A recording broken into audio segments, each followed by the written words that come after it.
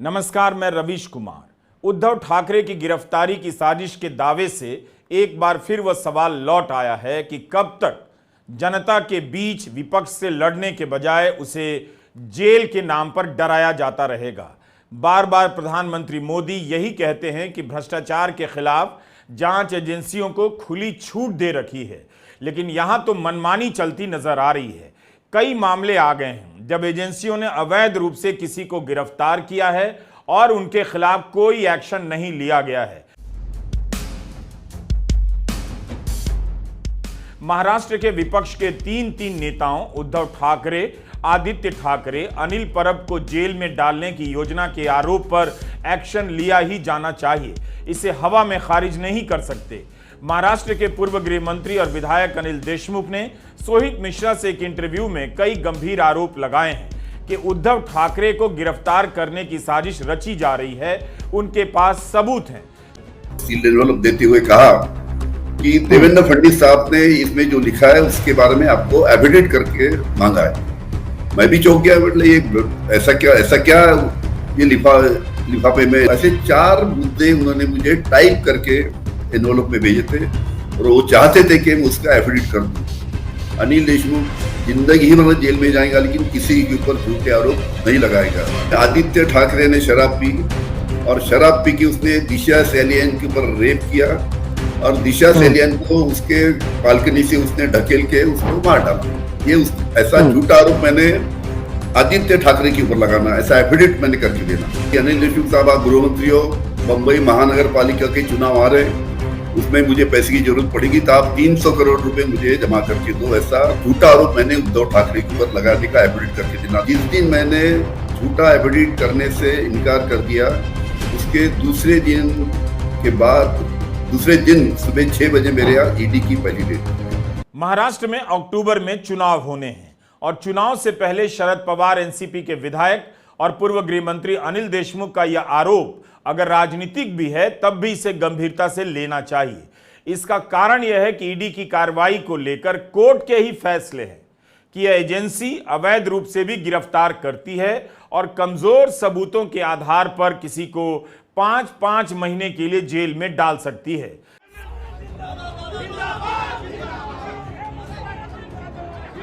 झारखंड के मुख्यमंत्री हेमंत सोरेन के खिलाफ कोई ठोस सबूत नहीं था। झारखंड हाईकोर्ट ने अपने फैसले में जो कहा है उसके बाद भ्रष्टाचार से लड़ने के मामले में ईडी का कोई नैतिक दावा नहीं रह जाता।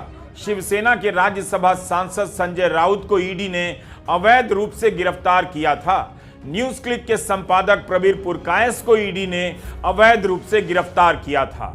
आप इन जांच एजेंसियों की कार्रवाई को आंखें मूंद कर भ्रष्टाचार के खिलाफ नहीं मान सकते, बल्कि इन आरोपों और कोर्ट की टिप्पणियों को देखकर लगता है कि किसी को भी जेल में डालने में इनका इस्तेमाल काफी आसान हो चुका है। केजरीवाल को ईडी से जमानत मिलने वाली होती है तो सीबीआई गिरफ्तार कर लेती है। अनिल देशमुख ने यह भी कहा कि उनके पास सारे सबूत हैं और पेन ड्राइव में सुरक्षित हैं। यह मामूली आरोप नहीं है। राज्य के उप मुख्यमंत्री देवेंद्र फडणवीस पर आरोप लगे हैं। फडणवीस ने खंडन किया है। अनिल देशमुख शरद पवार गुट के विधायक हैं और उद्धव ठाकरे की सरकार में गृह मंत्री थे। मुंबई के पूर्व पुलिस कमिश्नर परमबीर सिंह ने आरोप लगा दिया कि तत्कालीन गृह मंत्री अनिल देशमुख ने 100 करोड़ रुपए की वसूली का दबाव डाला। इस आरोप के बाद से अनिल देशमुख ने गृह मंत्री के पद से इस्तीफा दिया और जेल चले गए, जहां 13 महीने बाद जमानत मिली। अदालत की ओर से बार बार बुलाने के बावजूद परमबीर सिंह कभी अदालत में बयान दर्ज कराने नहीं गए, जबकि इनके ही बयान के आधार पर गृह मंत्री रहे अनिल देशमुख को 13 महीने जेल में रहना पड़ा।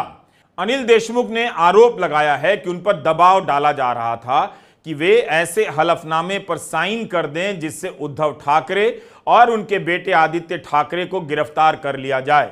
इसलिए पहले अनिल देशमुख के मामले की जानकारी जरूरी है ताकि आपको स्पष्ट हो जाए कि आरोप कौन लगा रहा है और उसके साथ क्या हुआ। अनिल देशमुख के बारे में हम बताएंगे, लेकिन ध्यान रखिएगा इनका मामला काफी हद तक अरविंद केजरीवाल के मामले से भी मिलता है और बहुत हद तक हेमंत सोरेन के मामले से भी। अनिल देशमुख को नवंबर 2021 में गिरफ्तार किया गया। दिसंबर 2022 में बॉम्बे हाईकोर्ट ने उन्हें मेडिकल आधार पर जमानत दी। सीबीआई चाहती थी कि किसी तरह जमानत टल जाए। कोर्ट ने सीबीआई को 10 दिन का वक्त दिया, लेकिन उसके बाद साफ साफ कह दिया अब और समय नहीं दिया जाएगा। बॉम्बे हाईकोर्ट के जस्टिस एम.एस. कार्निक ने कहा कि किसी भी परिस्थिति में अब विस्तार नहीं मिलेगा। बाद में 27 दिसंबर को हाईकोर्ट में जस्टिस एस.जी. चपलगांवकर की वेकेशन बेंच के सामने जमानत पर स्टे बढ़वाने की मांग करते हुए सीबीआई के वकील ने कहा कि उन्होंने 16 दिसंबर को सुप्रीम कोर्ट में स्पेशल लीव पिटीशन फाइल की है, लेकिन कोर्ट में अवकाश होने की वजह से सुनवाई की तारीख नहीं मिली है, इसलिए कोर्ट खुलने तक स्टे बढ़ा दिया जाए। देशमुख के वकील अनिकेत निगम ने कहा कि जमानत का आदेश 12 दिसंबर को आया, फिर भी एसएलपी फाइल करने के लिए सुप्रीम कोर्ट जाने में एजेंसी ने 16 दिसंबर तक का समय लिया, जिससे वहां अवकाश हो जाए और उसी को आधार बनाकर स्टे बढ़वाया जा सके। बॉम्बे हाईकोर्ट ने देशमुख के वकील के तर्क को सही मानते हुए जमानत पर रोक बढ़ाने से इनकार कर दिया। 28 दिसंबर को देशमुख जमानत पर रिहा हुए। उससे पहले देशमुख को ईडी केस में हाई कोर्ट से जमानत मिल चुकी थी। सीबीआई ने अपनी ओर से कहा कि मनी लॉन्ड्रिंग के केस में जमानत हो जाने का यह मतलब नहीं कि आप दूसरे मामले में भी जमानत दे दें, पर हाईकोर्ट ने जमानत दी। अक्टूबर महीने में ईडी के पीएमएलए मनी लॉन्ड्रिंग के केस में देशमुख को जमानत मिली थी, जिसे सुप्रीम कोर्ट ने भी सही माना था। जनवरी 2023 में सुप्रीम कोर्ट ने सीबीआई की रिहाई को चुनौती देती हुई याचिका को ठुकरा दिया। Chief justice DY Chandrachud, justice JB Pardiwala और जस्टिस वी रामसुब्रमण्यन की बेंच थी। चीफ जस्टिस ने देशमुख को पीएमएलए के मामले में मिली जमानत का हवाला देते हुए कहा कि हम उस मामले में पहले ही बेल दे चुके हैं, हम इस बात को यहीं खत्म करते हैं।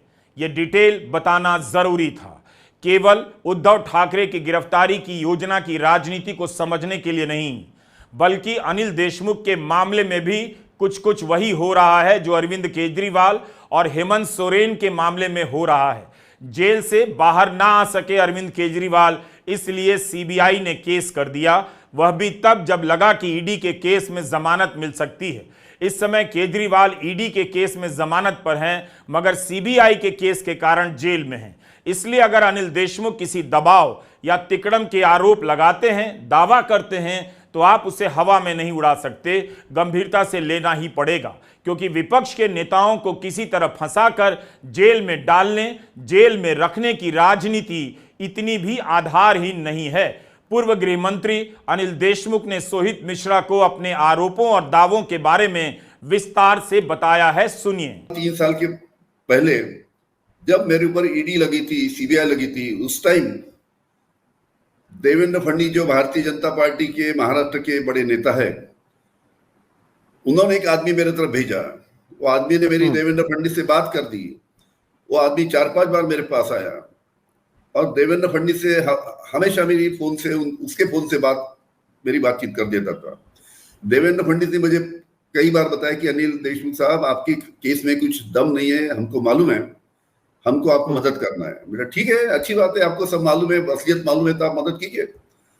फिर एक दिन जब वो आदमी उनका आया और देवेंद्र फडणवीस से उसने मेरी बात करवा दी। देवेंद्र फडणवीस ने उस टाइम मुझे बताया कि मैं कुछ कागजात भेज रहा हूं, आप जरा देख लीजिए।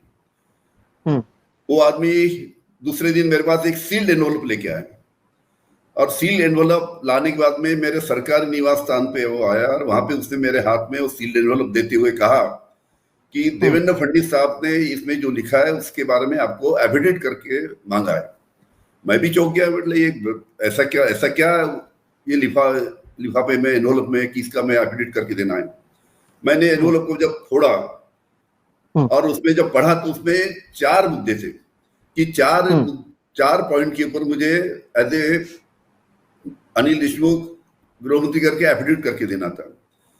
पहला मुद्दा ऐसा था कि उद्धव ठाकरे जी के ऊपर मुझे झूठा इल्जाम लगा कि उसका एफिडेविट करके देना था। वो नंबर 1 कि उद्धव ठाकरे ने मुझे उनके सरकारी निवास स्थान पर एज ए गृहमंत्री बुलाया और मुझे कहा कि अनिल देशमुख साहब, आप गृहमंत्री हो, बंबई महानगर पालिका के चुनाव आ रहे हैं, उसमें मुझे पैसे की जरूरत पड़ेगी, तो आप 300 करोड़ रुपए मुझे जमा करके दो। ऐसा झूठा आरोप मैंने उद्धव ठाकरे के ऊपर लगाने का एफिडेविट करके देना, नंबर 1। नंबर 2, उद्धव ठाकरे के जो बेटे हैं आदित्य ठाकरे, आपको मालूम है सुशांत सिंह जो फिल्म एक्टर थे, उसकी जो केस हुई थी, उसकी जो पीए जी। दिशा सेलियन का जो केस हुआ था, उसके बारे में मुझे बोला गया कि आदित्य ठाकरे के ऊपर झूठा आरोप लगा, उसके ऊपर एफिडेविट आप करके दो कि आदित्य ठाकरे ने शराब पी और शराब पी के उसने दिशा सेलियन के ऊपर रेप किया और दिशा सेलियन को उसके बालकनी से उसने ढकेल के उसको मार डाला। ये ऐसा झूठा आरोप मैंने आदित्य ठाकरे के ऊपर लगाना, ऐसा एफिडेविट मैंने करके देना। तीसरा मुद्दा उन्होंने लगाया, उसका बड़ा वो शॉकिंग था कि उस टाइम हमारे जो डिप्टी सीएम थे 3 साल पहले, अजित पवार और उनके पुत्र पार्थ पवार, इनके ऊपर मुझे आरोप लगाने बोला कि ये दोनों ने मुझे, अजित पवार ने उनके दफ्तर में मुझे एज होम मिनिस्टर बुलाया और अजित पवार ने मुझे बोला कि तुम गृह मंत्री हो, पार्थ के जरिए अपने को गुटखा लॉबी से महाराष्ट्र में पैसा जमा करना है, तो आप गृह मंत्री के नाते पार्थ को पैसा जमा करने में मदद करो। ऐसा मैंने झूठा आरोप अजित पवार के ऊपर लगाया। इस प्रकार से चौथा आरोप अनिल पर, ऐसे 4 मुद्दे उन्होंने मुझे टाइप करके एनवलप में भेजे थे और वो चाहते थे कि मैं उसका एफिडेविट कर दूं।